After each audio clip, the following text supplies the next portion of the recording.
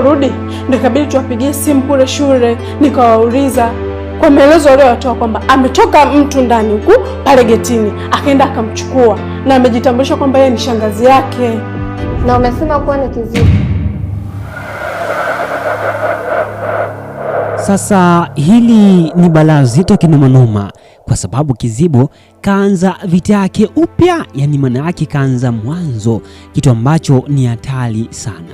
Ikumbuka kuwa ni kwamba pale ambapo alipokuwa akiishi na yule bibi, kumbuka kuwa yule bibi aliweza kumwahidi na kumwambia kwamba labda kitu cha kipekee tu atakachompa ni hifadhi. Kwa hivyo kwa sasa tuseme kwa asilimia kubwa kwa upande mzima wa Kizibo hana nguvu zozote. Kitu pekee alichonacho ni ile namna ambayo kwa sasa anajaribu kutafuta namna aidha kuweza kuhakikisha anatumia mbinu za yeye peke yake tofauti kama hii alivyofanya kuweza kuhakikisha anamteka Joani.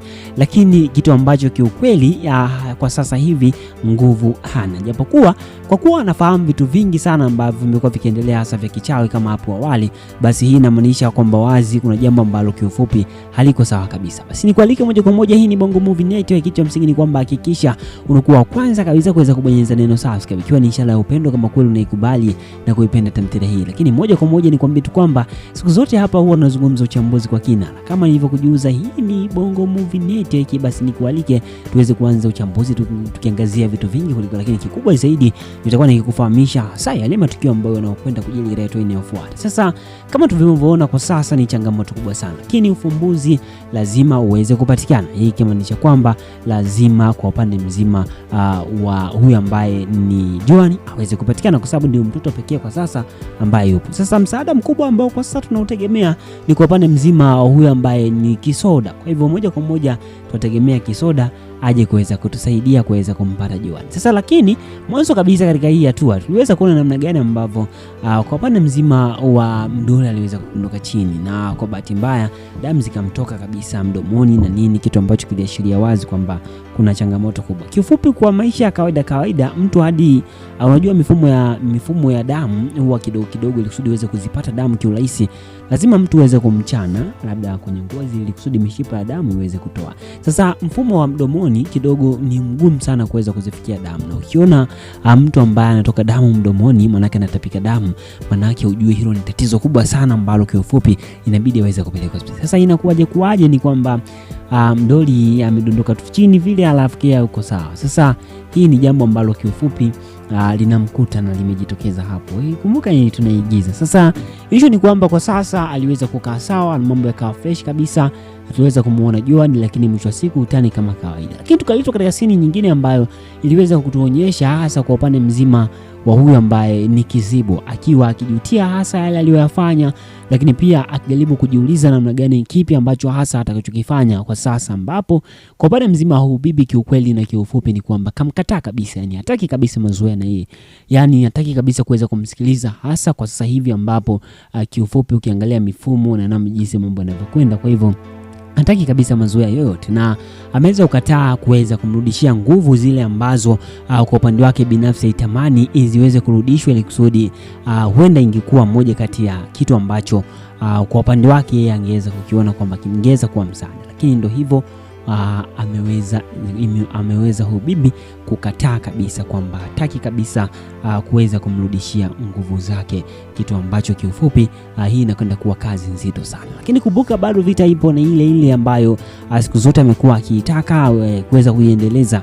Kwa hivyo hapo kazi ni nzito kinomanoma. Lakini pia sasa huku mipango ikiendelea ya 1 na 2, hasa kwa upande mzima wa wale tunasema ni 333, yani wale watu watatu ambao tujua kabisa ni Vicky, yupo Roy pia, alafu kisha yupo na Sonia ambaye ni miongoni mwa watu ambao kwa kweli kwa sasa kaja na mpango mpya kabisa ambao kiufupi utakuwa ni mgumu sana, kwa sababu siku zote amekuwa akiwaza nje ya boksi. Tuseme sijui ni ndani ya boksi au ni nje ya boksi, kwa sababu anawaza kwamba aende mahakamani atengeneze kesi, alafu kisha kesi ya mgawanyo wa mali, kwamba mali ziweze kugawanywa. Sasa kitu ambacho kiukweli kinakuwa ni kigumu sana, kwa sababu kujaribu kuangalia ni kwamba hati za nyumba ndio hivyo tena zimeandikwa majina yake na Mdoli na nini, kwa hivyo hahusiki kwa chochote kile.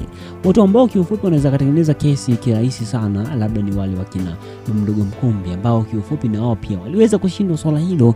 Kwa hivyo kwa mdoli ambaye kwa Sonia ambaye ukijaribu kuangalia kwa sasa kwa asilimia kubwa ni kwamba tunaweza tukasema kwa namna moja au nyingine, hasa kwa upande wa Baba Joan, hapo alipo ni kama ameegeshwa tu, ametunzwa na mdoli, hana mali yote ambayo anaimiliki, kitu ambacho kinaashiria wazi hiyo kesi haiwezi kufika popote, kama vile ambavyo Vicky alivyomshauri na kumwambia kwamba kitu anachokiwaza kifupi sio, yani hakiwezi kufanikiwa hata kidogo, kwa sababu ni kitu ambacho akifikiria hakija akilini kabisa, kwa sababu kabla hawa walipoachana, yani kama pindi walipoachana walikuwa bado hawajawa na chochote kile. Na kumbuka kuwa ile nyumba tayari ilishakwisha kuuzwa mapema kabisa, mwanzoni kabisa nyumba iliuzwa, na pesa zile kiufupi ni kwamba tuseme kwenye ile kesi ndio inabidi iweze kurudiwa, kwa sababu Baba Joan aliweza kuiuza ile nyumba, halafu mwisho wa siku hakumpatia pesa yoyote, na ikumbuka kuwa maisha tuseme kwamba walianza mapema. Kwa hivyo labda kitu ambacho pekee anaweza kukingania ni kule kesi ile ndio inaweza ikafanywa kazi.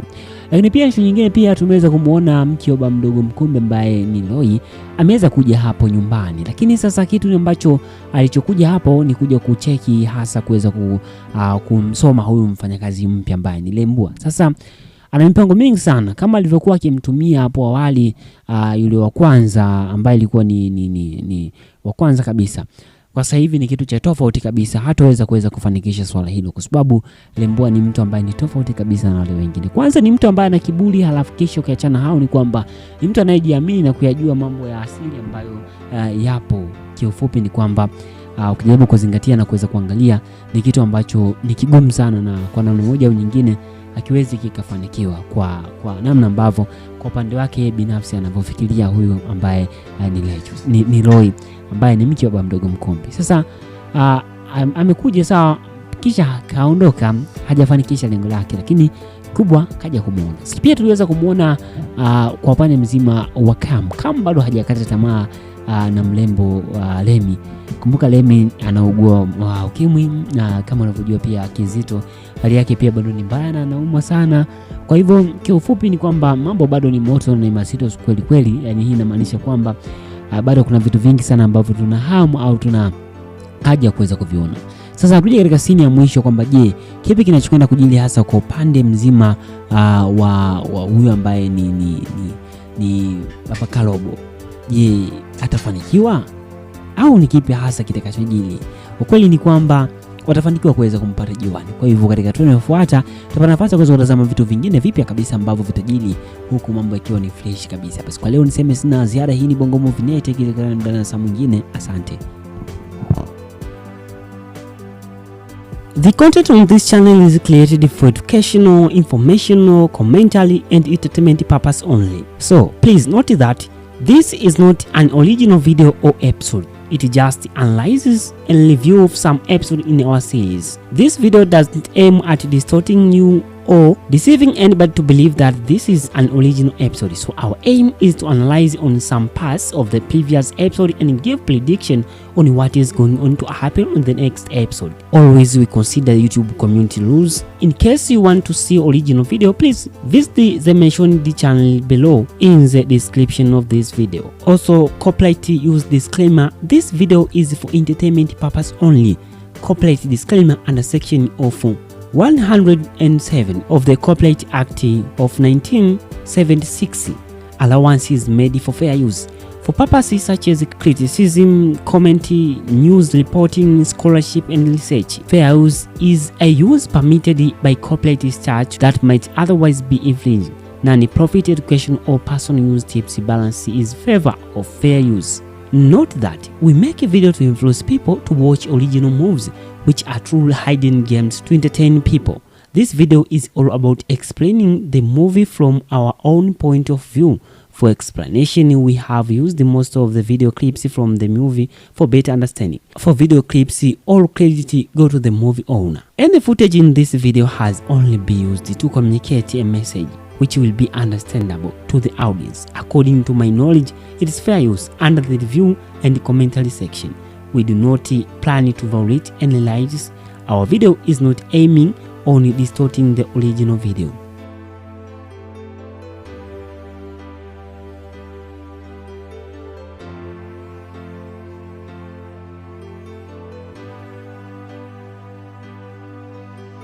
Sasa hili ni balaa zito kinomanoma maana tayari changamoto imekuja kuanza upya tena. Tayari mdoli kashadondoka chini hapo, manake hili linakuwa ni tatizo kubwa sana ambalo linakwenda kuwa kubwa zaidi. Kumbuka ni kwamba Kizibo ambaye kwa sasa ameshakwisha kuchukua nguvu zake mpya kabisa, anakuja kivingine tena kuweza kuleta balaa zito kinomanoma. Kumbuka aliweza kukutana na yule bibi ambaye aliweza kuhakikisha anampatia nguvu upya alikusudi aweze kuja kulipiza kisasi, kwa sababu Kizibo aliweza kumwambia kwamba hatakuwa kama yule ambaye alivyokuwa, na mapigano yake yapo hadi pale ambapo aidha wao watakapokufa au yeye atakapokufa, kwa sababu anaamini kwamba mapigano yake ni ya damu, hivyo anaamini lazima aendelee kupambana. Kwa hivyo hii changamoto kubwa, chanzo kizima Kizibo ndio ambaye yupo bado anaendelea kusumbua kinomanoma. Kwa hivyo hapa mambo bado ni mazito kinomanoma. Sasa nikualike moja kwa moja, hii ni Bongo Movie Net. Ikiwa ni mara yako ya kwanza kufika hapa, basi nikusihi hakikisha unakuwa wa kwanza kabisa kuweza kupata zile updates kamili hasa juu ya kile kitu kinachoendelea, hasa tukiendelea kuona namna gani mambo yanavyokwenda kwa sasa na jinsi harakati zinavyosonga na mambo yanavyokuwa. Basi endelea kuwa na sisi, bonyeza neno subscribe, kisha nikwambie tu kwamba hapa huwa tunazungumza uchambuzi, tunaongelea mambo ya uchambuzi kwa kina, tukiangazia vitu vingi kweli kweli. Sasa leo hii tupo na tamthilia hii mpya kabisa ambayo ni Binti Yangu. Tunaendelea kusonga nayo hasa tukiwa ikatua ya mbali kabisa 126, huko tunazidi kusonga mbele katika uchambuzi. Sasa mwanzo kabisa tuliweza kuona katika lile balaa zito ambalo lilotokea hasa kwa upande mzima wa namna ambavyo mambo yalivyokwenda, hasa kwa upande wa hali halisi ya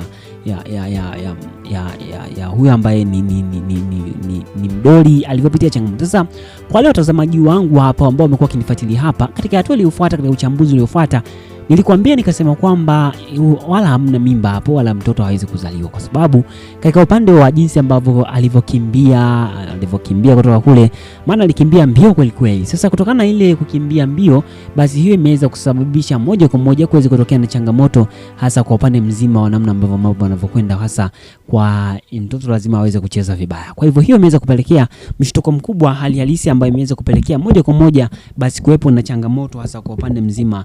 Kumbuka huu ni mjamzito, kwa hivyo kwa wale wajawazito basi wanaelewa kuna namna hali fulani ikitokea basi hata mtoto kule anateteleka, na kumbuka mtoto akichateteleka kule ndani basi lazima hali halisi inakuja kumueffect na mama. Kwa hivyo hiyo ndio iliyomfanya wampeleke hospitali, lakini mwisho wa siku imekuja kuonekana kwamba tayari miezi mitatu bado, yani karibia miezi mitatu. Kwa hivyo tuvumilie kidogo, miezi mitatu ifike, alafu kisha mtoto aweze kutokea. Hilo ndilo jambo pekee ambalo tunalolisubiria.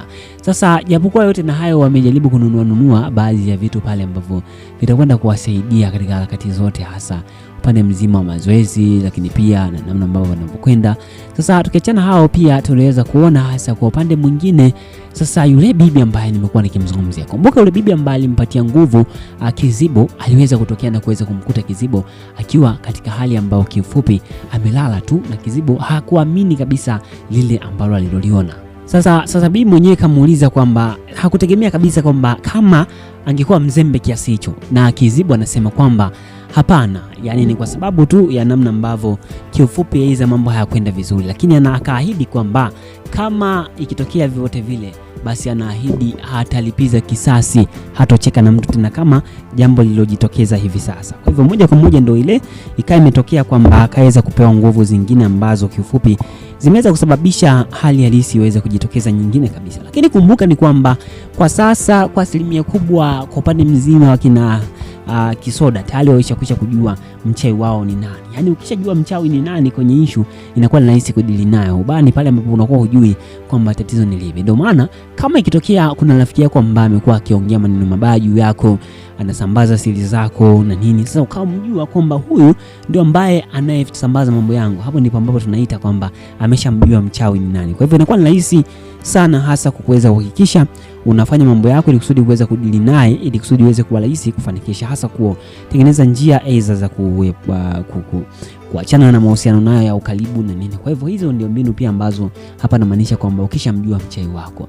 Kwa hivyo moja kwa moja Kizibo bado ana changamoto kubwa sana ambayo atakutana nayo huko mbeleni, kutokana na kwamba hali halisi kiufupi ni ngumu kinomanoma. Sasa issue nyingine ni kwamba tuliweza kuona pia kwa upande mzima wa huyu ambaye ni Sonia bwana alielekea kule, lakini kama unavyojua aliweza kufukuzwa vibaya sana. kafukuzwa kinoma noma, ni kafukuzwa kama alivyokuwa anasema yeye, amefukuzwa yani vibaya. Sasa hali ile kiufupi imemfanya aweze kujisikia vibaya sana, na kutokana na ile basi ameweza kujikuta akipata hasira sana, na akaamua kwenda moja kwa moja kuwaita rafiki zake kuweza kuwaeleza. Lakini rafiki zake na wao pia wanamjaza kichwa kwamba kutakiwa kufanya hivyo, angemzaba hata makofi au nini asingekubali.